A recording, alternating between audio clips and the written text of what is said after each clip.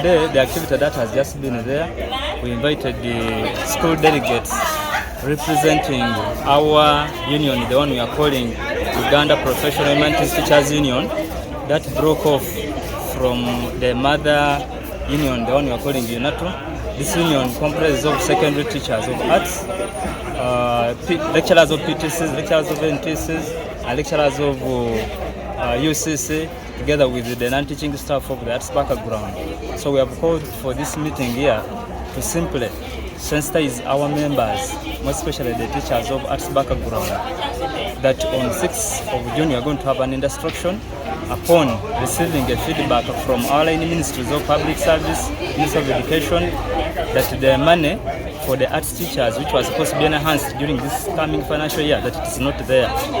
We have met those different ministries of Uganda, including the Ministry of Education and Sports. But first, on Thursday last week, we met Ministry of Education, but they told us that we call off the instructions, which is going to start on 6th, because we gave them a notice on 6th of March, and 90 days comes to an end on 6th of June. They have not been calling us. But when they invited us on Thursday last week, when it was remaining 1 week to the kick-off of the instruction, we told them that teachers are willing to carry out an instruction because according to the budget framework, we are not seeing our money there. So we told them that teachers are going to go for instruction if the money is not there. But if the money is there, the government has to commit itself in written that the money is going to be given to us so that we can go back to class, and we resolve that if there's no money, not going back to class. Then while we were in the meeting, we received the note from public service that the following day on Friday, that was last week, that we meet public service also. While we were there, we were in a position to meet the Minister of Public Service himself and acting permanent secretary together with other commissioners in the Minister of Public Service. They told us that the money is not there and they had forgotten about us. So we told them that if you have forgotten about us, then the instruction still continues.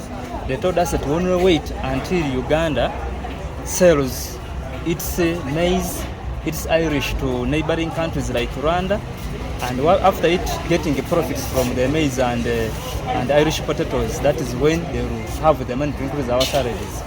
We have told them it's now overdue. We have been patient since the financial year 2023 when the salaries of our counterparts were increased, and have taken our patience as a weakness. So we are going to put tools down, and this information goes to our stakeholders in the Ministry of Education, to the parents, the NGOs around, and to our foundation bodies, and to our learners, that the teachers of humanities are not going to continue the lesson starting 6th of June if there is no clear commitment from the government that our salaries are going to be increasing. I want to let you, the public, just carrying out this instruction for no reason, but I want to inform you that we, the teachers of arts, having degrees, we are getting a net of 800,000. Then grade 5 of arts background are getting a net of 600,000. And this money, people have families. There's what we call skyrocketing of prices. Inflation is too much. The price of goods have gone high. Fees for our children is high. And I want to inform you that even we teachers, we cannot even afford teaching our own children in the schools where we are teaching, meaning that the money has lost value, being it small. We tell the food price going high. If we make a breakdown of what we get, you cannot manage to facilitate yourselves. Rent is high, price of food is high, education requirements high, our children are getting sick, and that money, we don't have medical insurance, and that money is too small.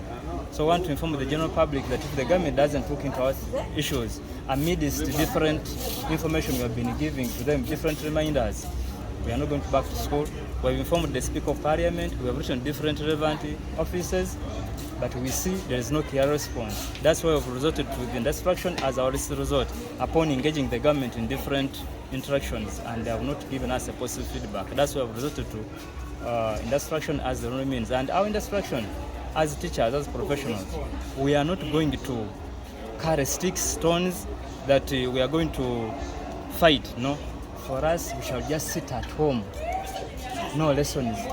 And I'm calling upon the arts teachers of the arts background not to go to schools, not to appear in schools until government answers our call. For us, we're just going to sit at home until the government realizes that we matter. That's when we shall have. That's when we shall get back to classes upon the government committing themselves in written and upon our money that was diverted being reflected back into this financial year 2025-2026. Without that, less of that, not going to class. First, to enhance our salaries. For us, we are ready to sit at home, even if it takes the whole of this time, even if it takes the whole of third term. Let them look for sources of money. It is possible that for them, they know where their money is, because we have talked to different ministry officials and others. Politicians have told us that our money was in these previous budgets, but it was diverted. But we want that money back. We know the money is there, but this government, I think, listens to people being violent. That's when they can maybe understand to their core. That when somebody is threatening, like I was making it to the Secretary of Education and Discipline. Let's look at the person who is telling us, who is threatening us. A GISO. What does a GISO have to do with us? Education.